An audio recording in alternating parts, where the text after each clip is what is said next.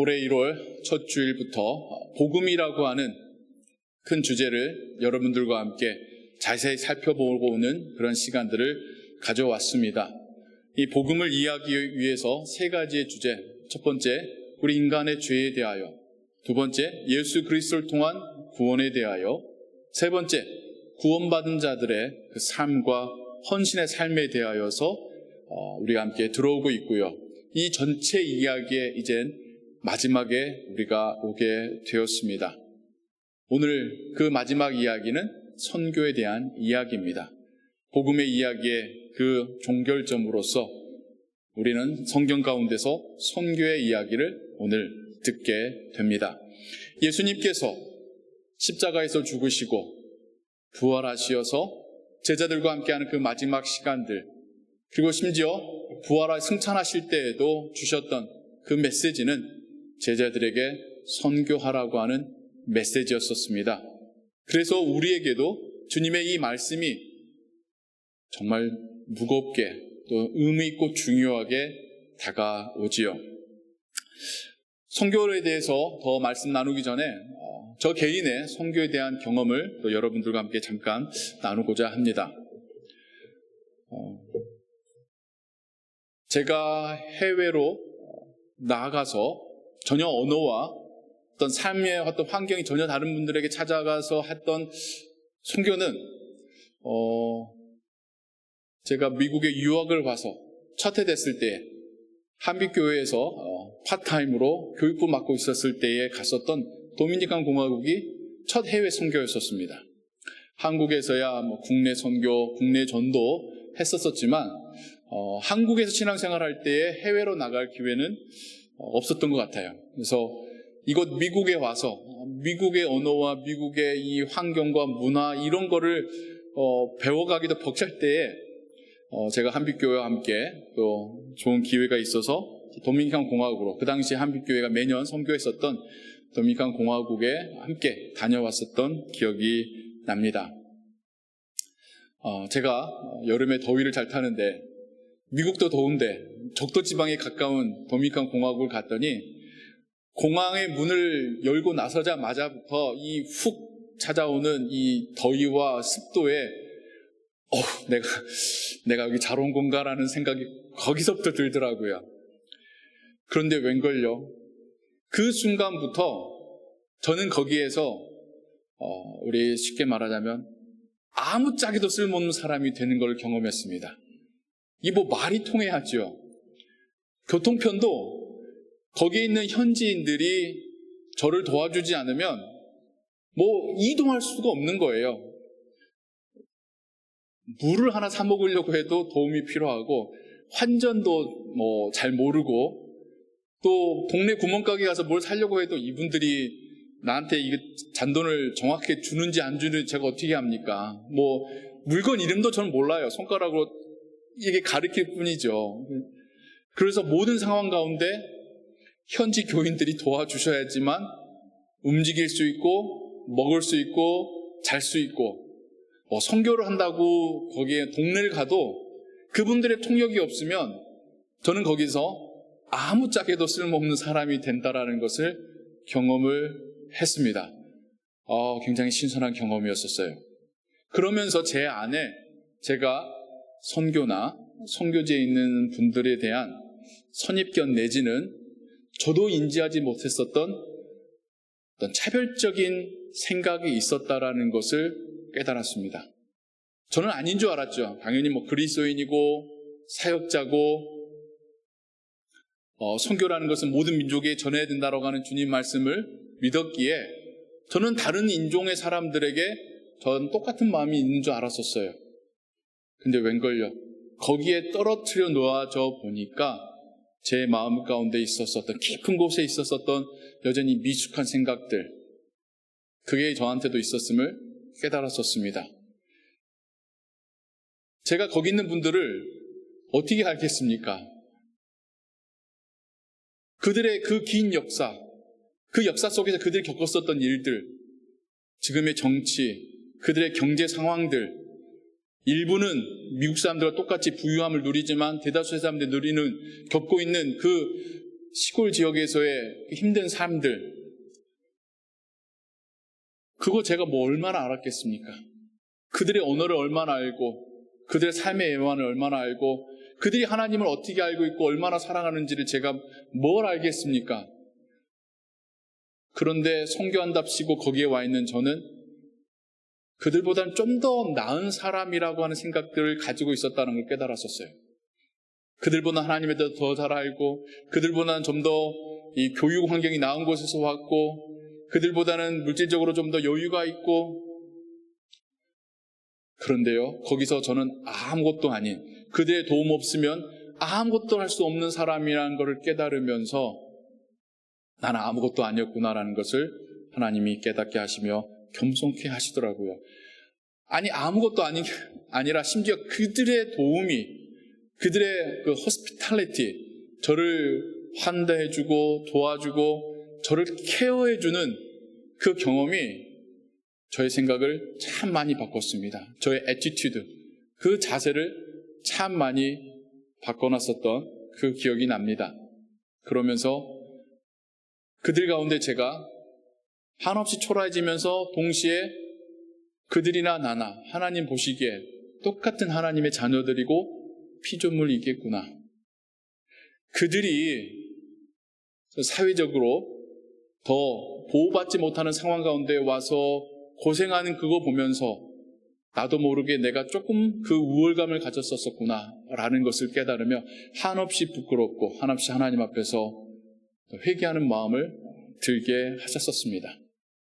그래서 돌아와서 이곳에 있는 수많은 이민자들을, 특별히 중앙아시아, 아메리카로부터 온 그들을 보는 제 시선이 많이 바뀌고, 거기에 더 나아가서 이제 미시간과 오하이오에 그냥 우리가 주로 다니는 그 주 도로에서는 보이지 않을 정도로 깊은 그 밭에서 허리도 제대로 펴지 못한 채 계속해서 야채를 뽑고 가시에 찔려가며 열매를 따는 중앙아메리카의, 남아메리카 중남미인들의 그 삶의 또 사역의 일터를 보고 그들의 가족을 만나면서 하나님은 저로 하여금 다시 한 번 더 하나님이 만드신 세상과 하나님께서 주님을 통하여서 모든 민족에 가서 복음 전하라 하셨던 그 의미를 조금 더 깨닫게 하시더라고요.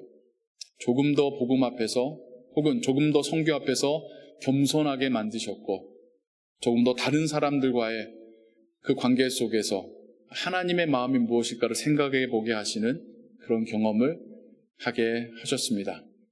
뭐 저만이 아니죠. 여러분도 미국에 와서 정말 다인종이 섞여 사는 이 사회 속에서 여러 경험을 하면서 경험 가운데 배우신 것들이 있을 줄로 압니다.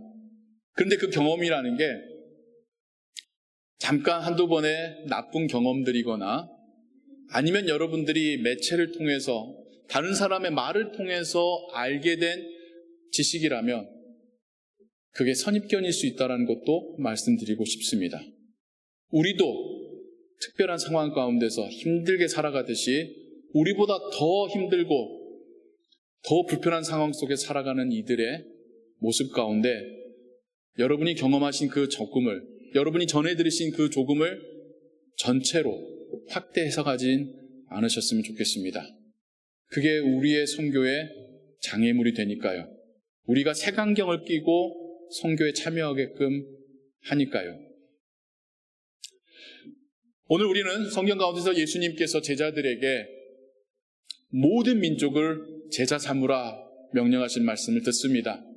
내가 세상 끝날까지 너희와 함께 하겠다. 그 말씀은 이 선교의 명령의 유효기간은 세상 끝날 때까지라는 것을 알 수 있죠. 또 사도신경에 보면 누가는 또 어떻게 기록하고 있냐면 예수님께서 말씀하실 때에 땅끝까지 가서 복음 전하라 라고 말씀하신 것을 기록하고 있습니다. 사람으로 가면 모든 대상, 지옥으로 가면 땅끝까지, 시간으로 하면 세상 끝날까지 예수님은 선교의 범위를 제자들에게 그리고 우리에게 알려주고 계십니다. 그런데 우리가 살고 있는 이 땅이 어찌 보면 땅끝 같아요. 왜냐하면 여기에 모든 민족이 와서 살고 있지 않습니까?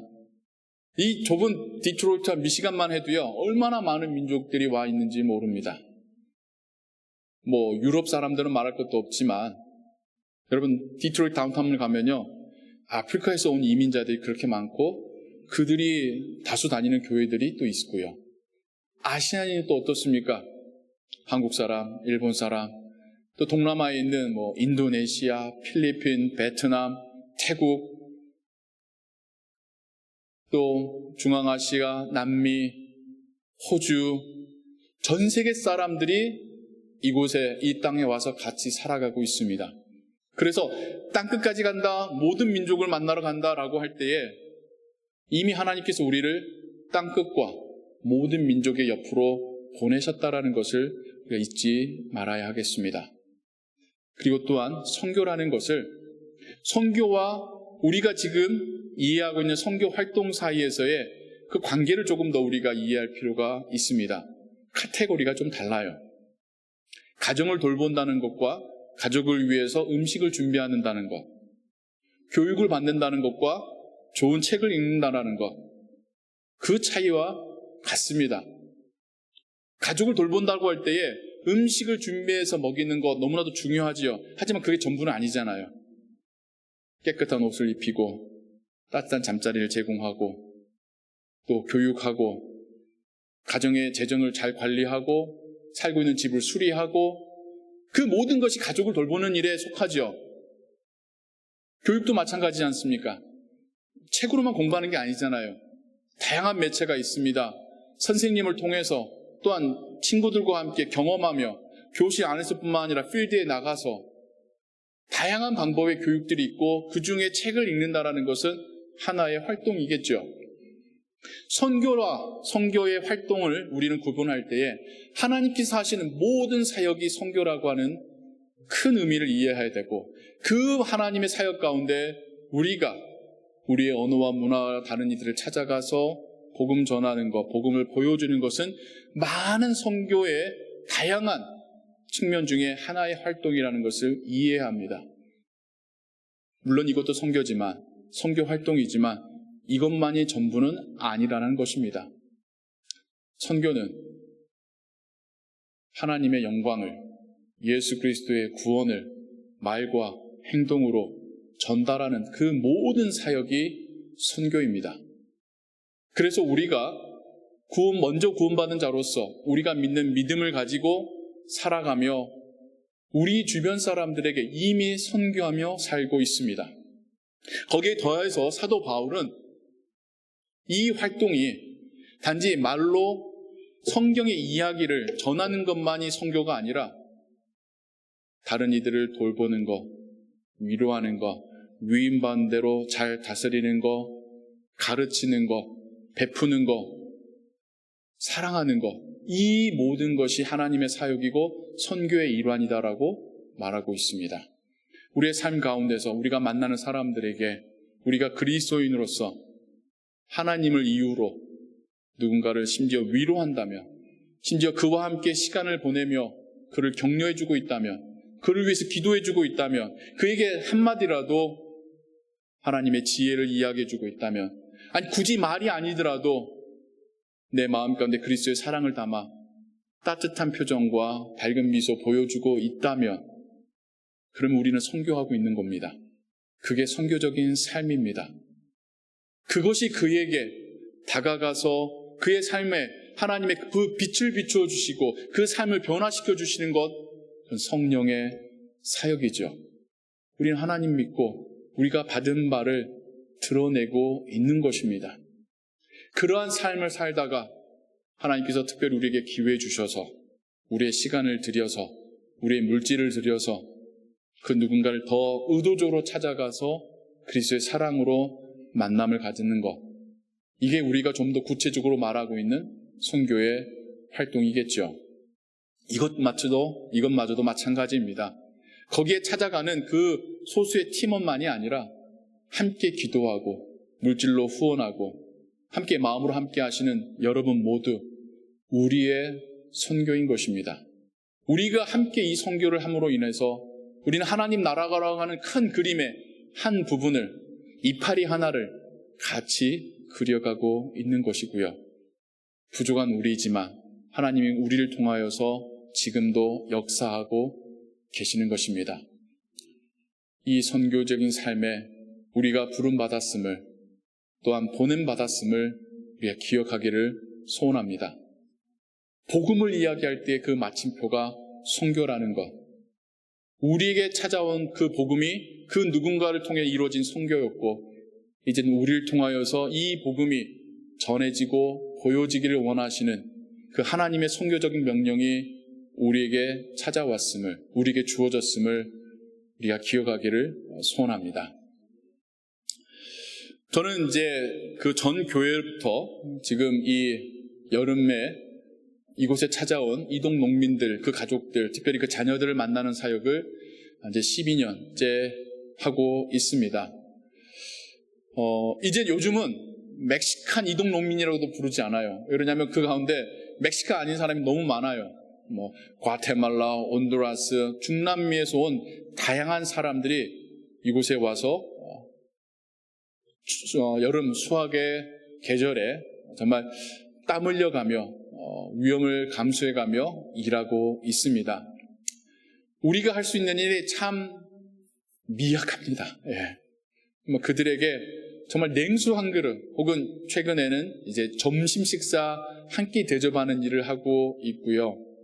저녁에는 그들이 살고 있는 그 캠프로 찾아가서 그 부모님들과 잠깐의 시간도 갖고 있지만, 주로 저희가 하고 있는 사역은 특별히 이제 중고등부나 젊은이들이 많이 참여하다 보니까 이 오전 오후에 학교로 데리고 온 아이들에게 함께하는 그런 시간들, 그들과 즐거운 시간을 가지는 그 사역을 하고 있습니다.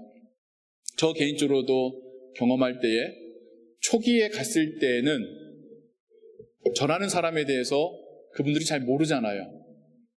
경계심이 많습니다. 그리고 자신들이 하루 종일 뙤약볕 밑에서 일하고 땀과 먼지로 범벅이 되어 있으니까 다가오려 하지는 않아요. 공짜로 뭘 준다고 공짜로 사진 찍어줍니다 해도 별로 썩 달가워하지 않습니다. 같이 가신 분이 공짜로 미용해 주겠어요 해도 내 머리 잘 자르려고 하면서 오지도 않아요. 그런데 그것이 시간이 지나고 같은 캠프를 다시 가고 그분들이 그 다음에 다시 와서 저를 보고 그 다음에 다시 와서 저를 보고 하면서 조금씩 그 옆에 자리를 내어주는, 조금씩 제가 이해하지 못해도 말을 걸어주시는 그런 조금씩 가까워지는 친밀감을 경험하고요.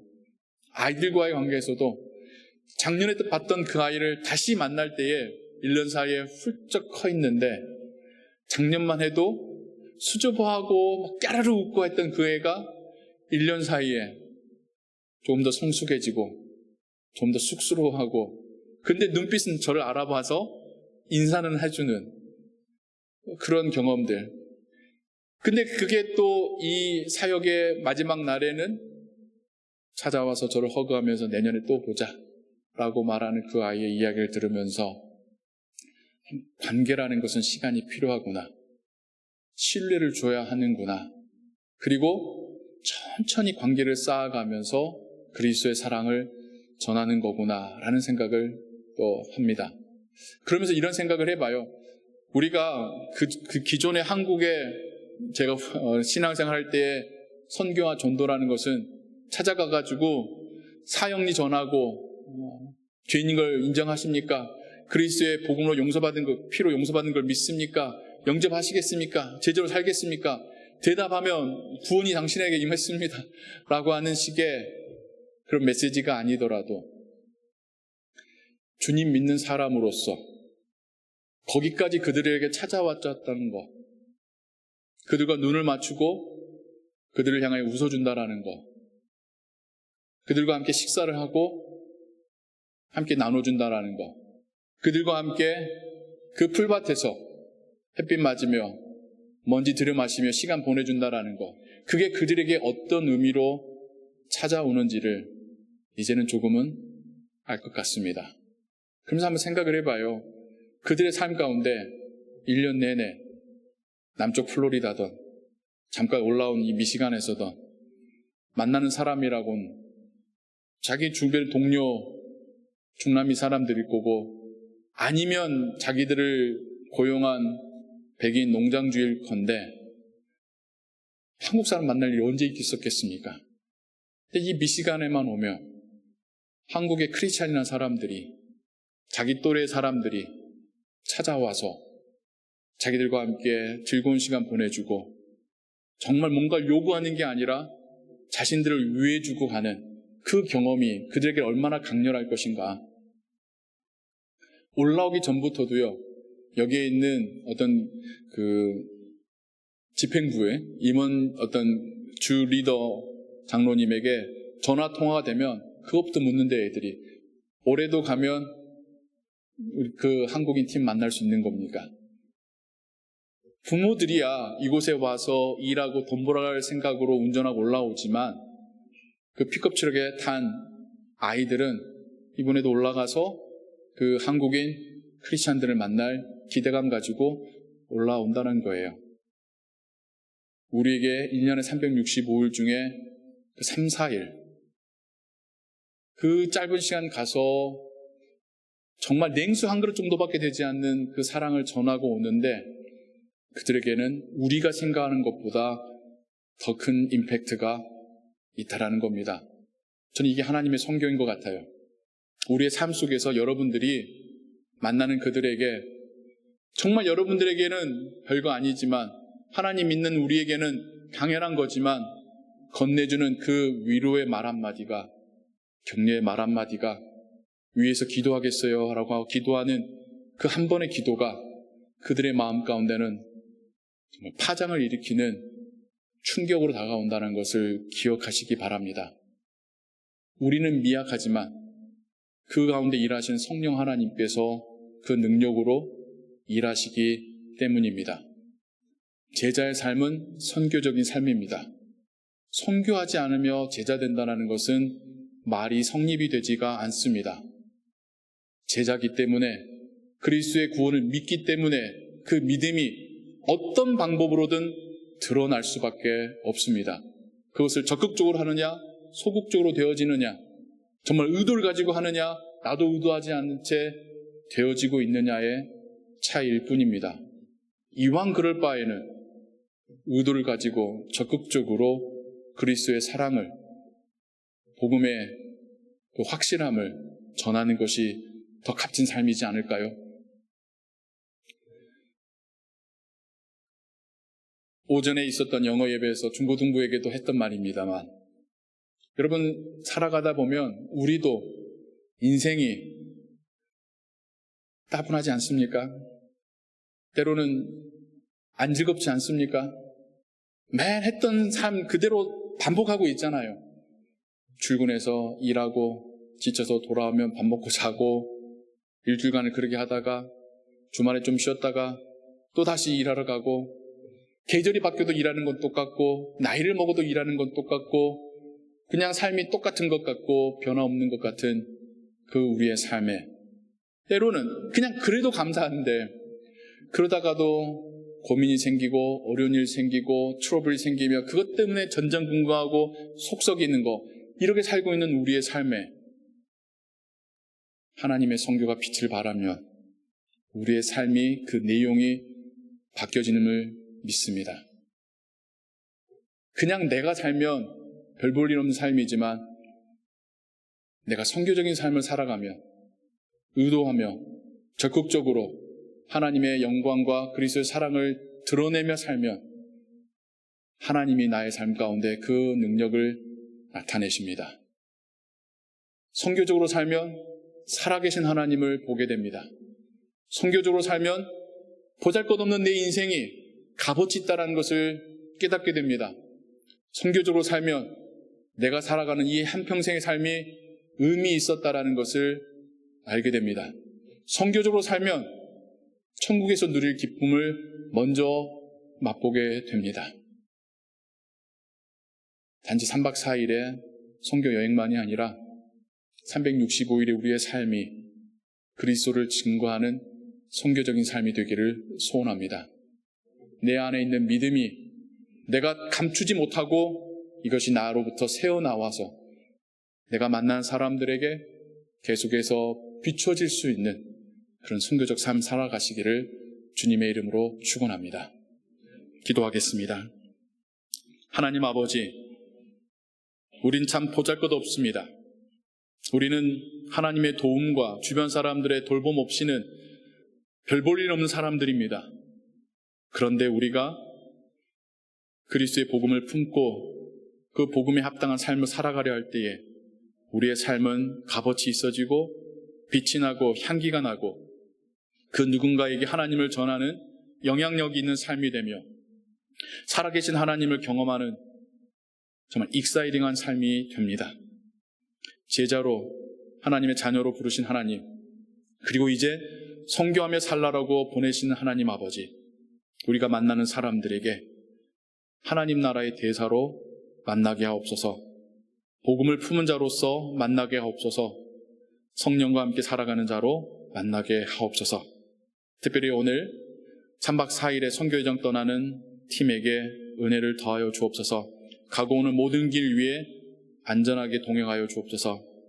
또한 우리가 만나는 그들이 특별히 요즘 여러 가지 상황 가운데 더욱더 불안함을 느끼고 있습니다.